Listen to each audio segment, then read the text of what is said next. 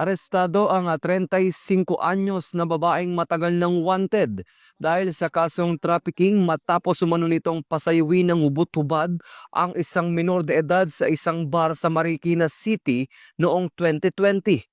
Naaresto ang suspect noong Biyernes, ika-5 ng Disyembre ng mga tauhan ng Marikina City Police Station sa Barangay San Roque, Tarlac City.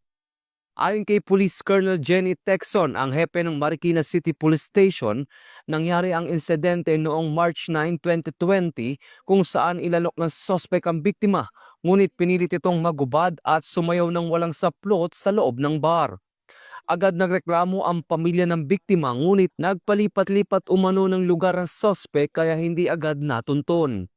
Kasalukuyan nakakulong na ang suspect sa custodial facility ng Marikina City Police Station at naharap sa kasong trafficking in person. Ito ang bagong PNP para sa bagong Pilipinas. Serbisyong mabilis, tapat at nararamdaman.